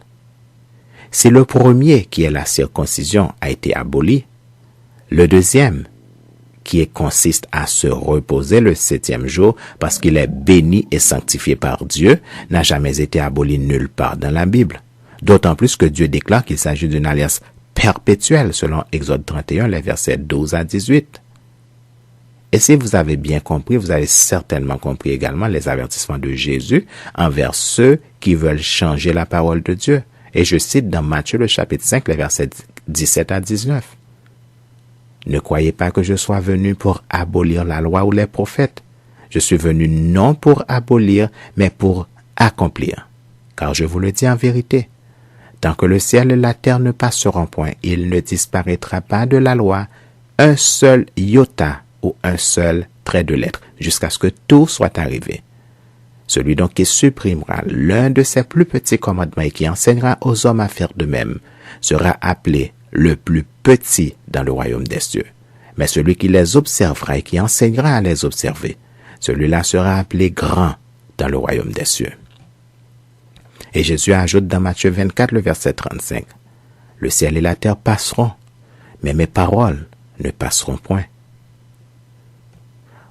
Où est-il écrit dans la Bible que l'Éternel a décidé de changer le samedi comme jour de repos pour le dimanche parce que son Fils est ressuscité un dimanche? Ne trouvez-vous pas qu'il est bizarre qu'on veuille adorer le dimanche dans le but de commémorer la résurrection du Christ, tandis que le Christ lui-même adorait Dieu le jour du sabbat? En effet, il faudrait croire que le Christ adorait essentiellement le jour du sabbat, puisque plusieurs textes précisent que c'était un jour de sabbat, et qu'il ne faut pas oublier que le Christ fut condamné par les Juifs parce qu'il violait le sabbat selon les Juifs. En effet, dans la tête du Juif de l'époque, le jour du sabbat, on adore Dieu et on ne fait rien d'autre, ni bien ni mal. Pour eux, c'était cela le sabbat. Mais Jésus est venu et il n'a pas cessé d'accomplir des miracles le jour du sabbat en faisant du bien à tous. En effet, voici la question de Jésus pour confondre ceux qui l'accusaient de faire des miracles le jour du sabbat. Est-il permis le jour du sabbat de faire du bien ou de faire du mal, de sauver une personne ou de la tuer? Lisons le texte dans Marc, le chapitre 3, les versets 1 à 6. Jésus entra de nouveau dans la synagogue. Il s'y trouvait un homme qui avait la main sèche. Ils observaient Jésus pour voir s'il le guérirait le jour du sabbat. C'était afin de pouvoir l'accuser. Et Jésus dit à l'homme qui avait la main sèche, « Lève-toi, là, au milieu. » Puis il leur dit, « Est-il permis, le jour du sabbat, de faire du bien ou de faire du mal, de sauver une personne ou de la tuer? » Mais ils gardèrent le silence. Alors, promenant ses regards sur eux avec indignation et en même temps affligé de l'endurcissement de leur cœur, il dit à l'homme, « Étends ta main. » Il l'étendit et sa main fut guérie. Les pharisiens sortirent et aussitôt ils se consultèrent avec les Hérodiens sur les moyens de le faire périr. Lisons également ce passage que nous trouvons dans Jean le chapitre 5, les versets 1 à 16. Après cela, il y eut une fête des Juifs et Jésus monta à Jérusalem. Or, à Jérusalem, près de la porte des brebis, il y a une piscine qui s'appelle en hébreu Bethesda et qui a 5 portiques. Sous ces portiques étaient couchés un grand nombre de malades, des aveugles, des boiteux, des paralytiques qui attendaient le mouvement de l'eau. Car un ange descendait de temps en temps dans la piscine et agitait l'eau. Et celui qui y descendait le premier, après que l'eau avait été agitée, était guéri, quelle que fût sa maladie. Là se trouvait un homme malade depuis 38 ans. Jésus l'ayant vu couché et sachant qu'il était malade depuis longtemps, lui dit, « Veux-tu être guéri ?» Le malade lui répondit, « Seigneur, je n'ai personne pour me jeter dans la piscine quand l'eau est agitée, et pendant que j'y vais, un autre descend avant moi. » « Lève-toi, lui dit Jésus. Prends ton lit et marche. » Aussitôt cet homme fut guéri, il prit son lit et marcha. C'était un jour de sabbat. Les Juifs dirent donc à celui qui avait été guéri, « C'est le sabbat, il ne t'est pas permis d'emporter ton lit. » Il leur répondit, « Celui qui m'a guéri m'a dit, prends ton lit et marche. » Il lui répondit, « Qui est l'homme qui t'a dit, prends ton lit et marche ?» Mais celui qui avait été guéri ne savait pas qui c'était, car Jésus avait disparu de la foule qui était en ce lieu. Depuis, Jésus le trouva dans le temple et lui dit, « Voici, tu as été guéri. Ne pêche plus, de peur qu'il ne t'arrive quelque chose de pire. Cet homme s'en alla et annonça aux Juifs que c'était Jésus qui l'avait guéri. C'est pourquoi les Juifs poursuivaient Jésus parce qu'il faisait ces choses le jour du sabbat. Et voici quelques références qui prouvent que Jésus prêchait essentiellement le jour du sabbat. Et le texte de Luc, le chapitre 4, au verset 16, précise que c'était la coutume de Jésus. Texte que nous pouvons voir dans Marc le chapitre 12, dans Marc le chapitre 1er au verset 21, Marc le chapitre 3 au verset 2, Luc 4 le verset 16, Luc 6 le verset 7 et 9, Luc 13 le verset 10, Luc 13 les versets 10, 14 et 16, Luc 14 les versets 3 et 5, Luc 23 le verset 56, Jean le chapitre 5 le verset 16 et Jean le chapitre 7 le verset 22. Tous ces textes disent clairement que Jésus enseignait et adorait le jour du sabbat et c'était sa coutume. Avez-vous déjà noté la remarque du gouverneur Pilate sur les accusations portées contre Jésus? Lisons le texte dans Matthieu le chapitre 27, les versets 11 à 18. Jésus comparut devant le gouverneur. Le gouverneur l'interrogea en ces termes. « Es-tu le roi des Juifs ?» Jésus lui répondit. « Tu le dis. » Mais il ne répondit rien aux accusations des principaux sacrificateurs et des anciens. Alors Pilate lui dit, « N'entends-tu pas de combien de choses il t'accuse ?» Et Jésus ne lui donna de réponse sur aucune parole, ce qui étonna beaucoup le gouverneur. À chaque fête, le gouverneur avait coutume de relâcher un prisonnier, celui que demandait la foule. Ils avaient alors un prisonnier fameux nommé Barabbas. Comme ils étaient assemblés, Pilate leur dit, « Lequel voulez-vous que je vous relâche, Barabbas ou Jésus qu'on appelle Christ ?» Car ils savaient que c'était par envie qu'ils avaient livré Jésus. Ainsi donc, cela sous-entend que le gouverneur Pilate lui-même avait entendu parler des miracles que Jésus opérait le jour du sabbat. Il est facile de comprendre pourquoi Jésus faisait tout cela le jour du sabbat. Supposons que quelqu'un m'appelle un vendredi matin et me dit « Mon frère, nous aimerions avoir une étude biblique avec toi ce matin. Peux-tu venir, s'il te plaît, à notre église? » Certainement, je vais lui répondre « Je voudrais bien, mais je suis au travail et je finis tard dans l'après-midi. Par contre, je suis disponible toute la journée du samedi et toute la journée du dimanche. » Jésus savait que les gens n'étaient pas tous des chômeurs et que plusieurs devaient travailler dur pour prendre soin de leur famille et de leur foyer. Toutefois, ce qu'il est essentiel de souligner, c'est que le sabbat n'est pas le seul jour de la semaine où l'on devrait avoir du temps pour Dieu, où l'on devrait être disponible pour Dieu, où on est disposé à s'intéresser aux affaires de Dieu. Bref, où on a du temps pour la prière, l'adoration et la lecture de la parole de Dieu. La vérité est que le sabbat, ou le 7e jour de la semaine, est tout simplement le jour où on a beaucoup de temps pour Dieu par rapport aux autres jours. Parce que personne ne devrait travailler le 7e jour selon le commandement de Dieu qui n'a jamais été modifié ni aboli. Dans un autre message, je vous racontais l'histoire vraie d'une amie à Boston qui avait fait cette déclaration un samedi soir, et je cite, « Ce soir, je vais m'amuser dans les boîtes de nuit. Et demain matin, j'irai à l'église catholique et je prendrai la communion. Tu sais quoi?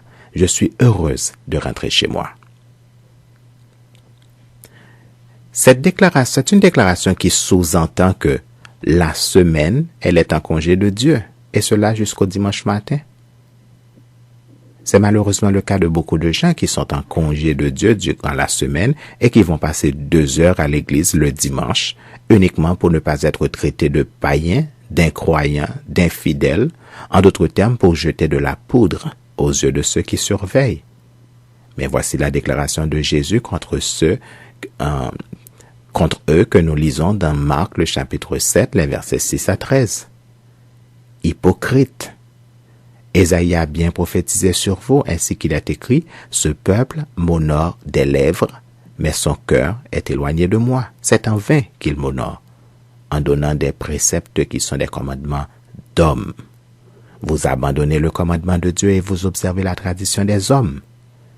Il leur dit encore, vous anéantissez fort bien le commandement de Dieu pour garder votre tradition. Car Moïse a dit, honore ton père et ta mère, et celui qui maudira son père ou sa mère sera puni de mort. Mais vous dites, si un homme dit à son père ou à sa mère, ce dont j'aurais pu t'assister est corban, c'est-à-dire une offrande à Dieu, vous ne le laissez plus rien faire pour son père ou pour sa mère, annulant ainsi la parole de Dieu par votre tradition que vous avez établie. Et vous faites beaucoup d'autres choses semblables. Pour ceux et celles qui sont en congé de Dieu durant la semaine, voici ce que déclare la parole de Dieu dans 1 Thessaloniciens, le chapitre 5. Pour ce qui est des temps et des moments, vous n'avez pas besoin, frères, qu'on vous en écrive, car vous savez bien vous-même que le jour du Seigneur viendra comme un voleur dans la nuit. Quand les hommes diront paix et sûreté, alors une ruine soudaine les surprendra, comme les douleurs de l'enfantement surprennent la femme enceinte, et ils n'échapperont point. Mais vous, frères, vous n'êtes pas dans les ténèbres pour que ce jour vous surprenne comme un voleur. Vous êtes tous des enfants de la lumière et des enfants du jour.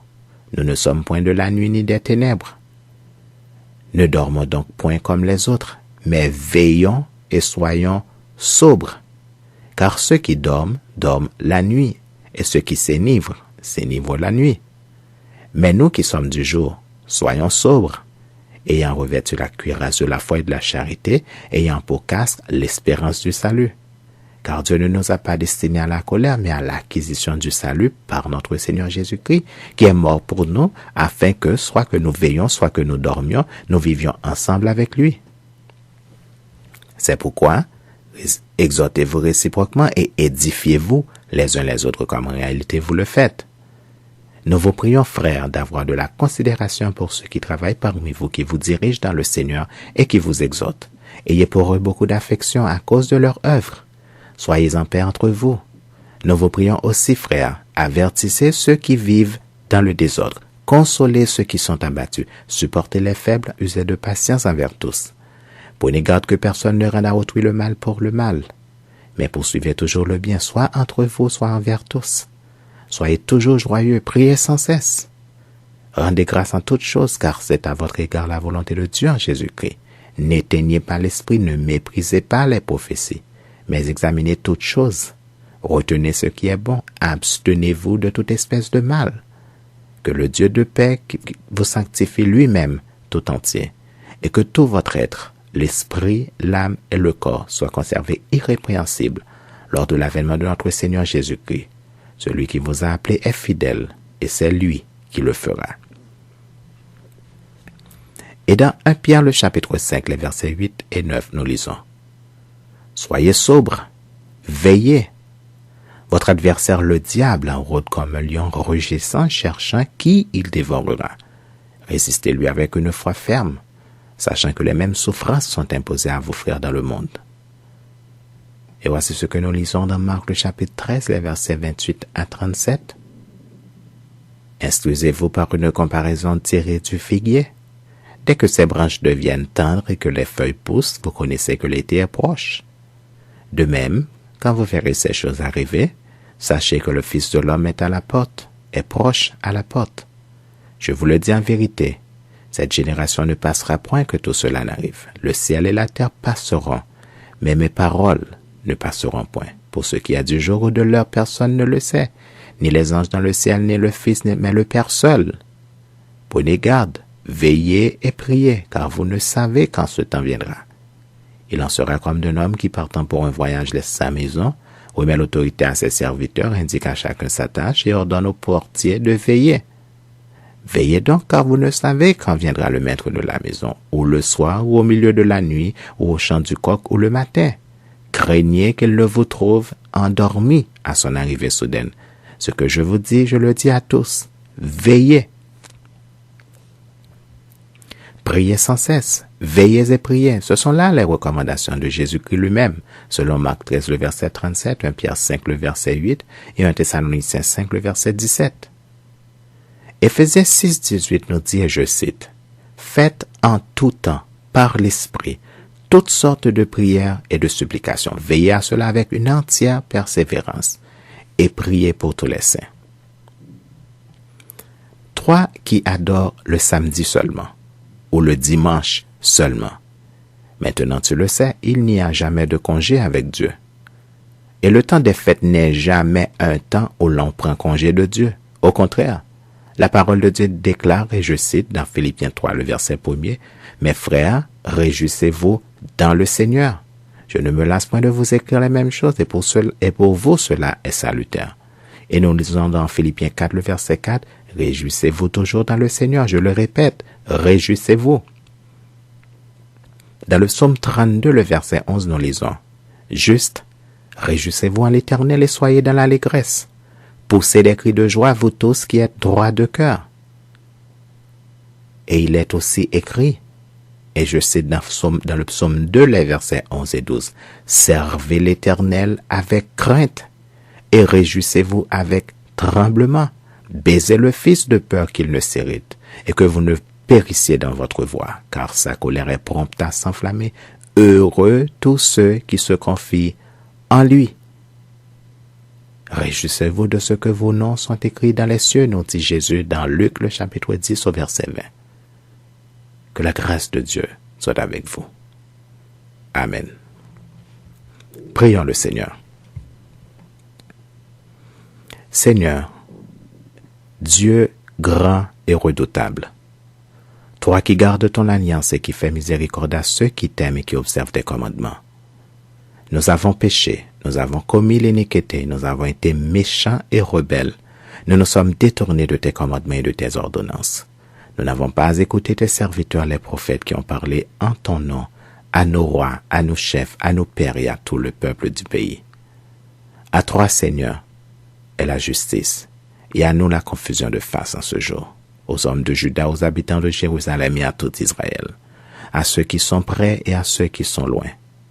Dans tous les pays où tu les as chassés à cause des infidélités dont ils se sont rendus coupables envers toi. Seigneur, à nous la confusion de face, à nos rois, à nos chefs et à nos pères, parce que nous avons péché contre toi. Auprès du Seigneur notre Dieu, la miséricorde et le pardon, car nous avons été rebelles envers lui. Nous n'avons pas écouté la loi de l'Éternel, la voix de l'Éternel notre Dieu, pour suivre ses lois qu'il avait mises devant nous par ses serviteurs les prophètes. Tout Israël a transgressé ta loi et s'est détourné pour ne pas écouter ta voix. Alors se sont répandues sur nous les malédictions et les imprécations qui sont écrites dans la loi de Moïse, serviteur de Dieu, parce que nous avons péché contre Dieu. Il a accompli les paroles qu'il avait prononcées contre nous et contre nos chefs qui nous ont gouvernés. Il a fait venir sur nous une grande calamité, et il n'en est jamais arrivé sur le ciel entier une semblable à celle qui est arrivée à Jérusalem.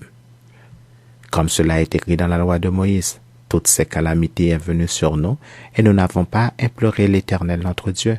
Nous ne nous sommes pas détournés de nos iniquités, et nous n'avons pas été attentifs à ta vérité. L'Éternel a veillé sur cette calamité et l'a fait venir sur nous, car l'Éternel notre Dieu est juste dans toutes les choses qu'il a faites. Mais nous n'avons pas écouté sa voix. Et maintenant, Seigneur notre Dieu, toi qui as fait sortir ton peuple du pays d'Égypte par ta main puissante, et qui t'as fait un nom comme il l'est aujourd'hui, nous avons péché, nous avons commis l'iniquité. Seigneur, selon ta grande miséricorde, que ta colère et ta fureur se détournent de ta ville de Jérusalem, de ta montagne sainte, car à cause de nos péchés et des iniquités de nos pères, Jérusalem et ton peuple sont en opprobre à tous ceux qui nous entourent. Maintenant donc, ô Dieu, écoute la prière et les supplications de ton serviteur, et pour l'amour du Seigneur, fais briller ta face sur ton sanctuaire dévasté. Mon Dieu, prête l'oreille et écoute. Ouvre les yeux et regarde nos ruines. Regarde la ville sur laquelle ton nom est invoqué, car ce n'est pas à cause de notre justice que nous te présentons nos supplications, c'est à cause de tes grandes compassions. Seigneur, écoute. Seigneur, pardonne. Seigneur, sois attentif. Agis et ne tarde pas, par amour pour toi, ô mon Dieu, car ton nom est invoqué sur ta ville et sur ton peuple. Pour l'amour de toi, Seigneur, nous te prions pour ton peuple qui te cherche. Nous te supplions, ô Dieu, de leur accorder ton Esprit Saint ainsi que l'esprit de discernement afin de ne pas se laisser séduire par les convoitises de ce monde de ténèbres et de ne pas se laisser séduire par des lois et des commandements d'hommes qui leur promettent la liberté lorsqu'ils sont eux-mêmes esclaves de leurs convoitises et de leur cupidité. Selon qu'il est écrit, chacun est esclave de ce qui a triomphé de lui. Nous te prions, Seigneur Dieu, de nous accorder la grâce d'écouter ta parole et de la mettre en pratique dans notre vie de tous les jours. Ne nous laisse pas succomber à la tentation, mais donne-nous la force de résister jusqu'au sang et jusqu'à ton retour, Seigneur Jésus, selon qu'il est écrit. Celui qui persévérera jusqu'à la fin sera sauvé. Délivre-nous du mal, Seigneur, et donne la paix à tes serviteurs et à tes servantes. Nos yeux sont fixés sur toi, Seigneur, et nous attendons ton secours. Tu es notre aide et notre libérateur éternel. Ne tarde pas. Donne-nous la force et la détermination pour continuer notre chemin sur la route de notre pèlerinage en tant que citoyens des cieux, concitoyens des anges et chants de la maison de Dieu selon ta parole. Nous savons, Seigneur, que la chair a des désirs contraires à ceux de l'esprit. L'esprit est bien disposé, mais la chair est faible, Seigneur. Sois notre force et notre appui à l'heure de la tentation, Seigneur.